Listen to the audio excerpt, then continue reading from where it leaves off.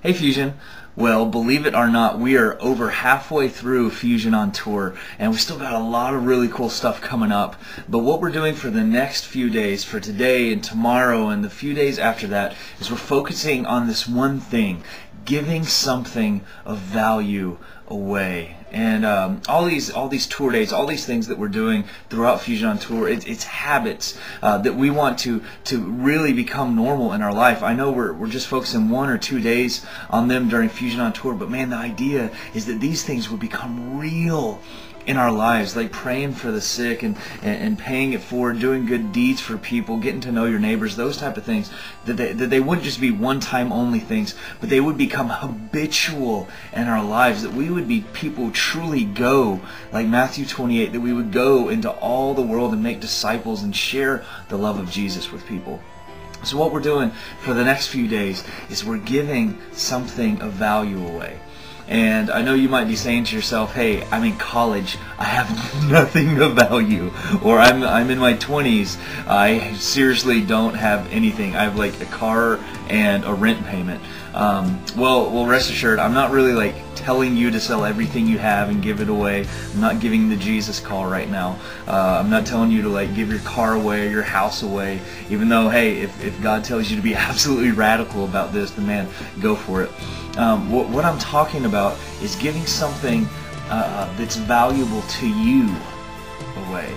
Give something of value that's valuable to you away. Or maybe something that's valuable to someone else that might not necessarily be valuable to you.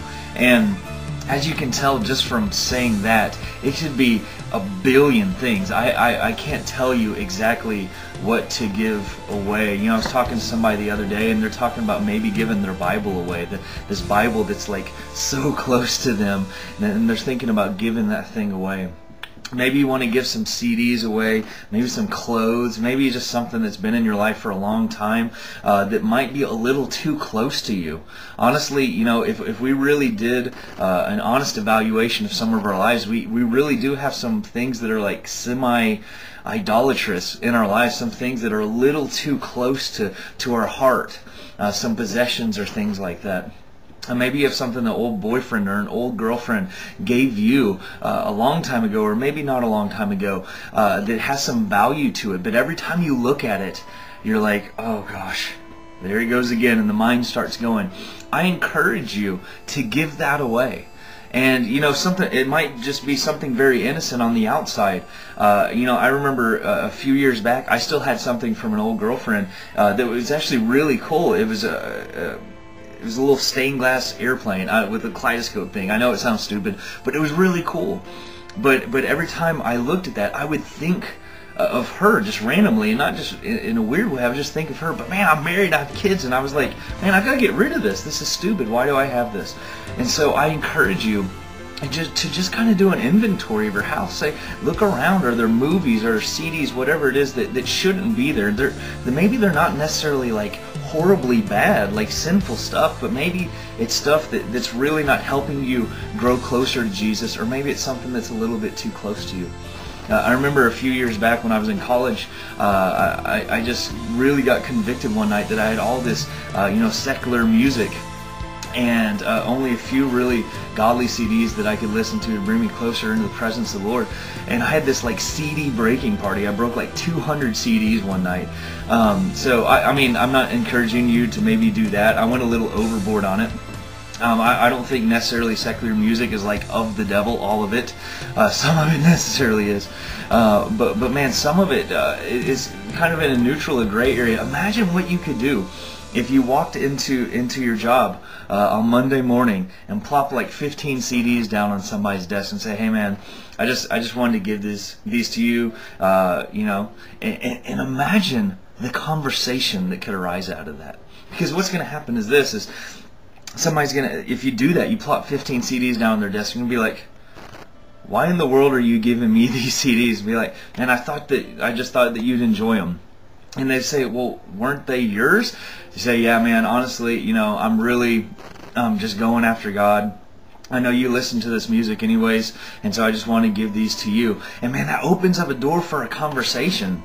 I don't know. Just do anything. Give something of value away. And again, we want to be people who are generous. We want to be people who maybe give things away that would open up a door to be able to talk about the gospel. And we want to be people who don't have any idols in our life, and anything, maybe even a gray area that's distracting us away from Jesus.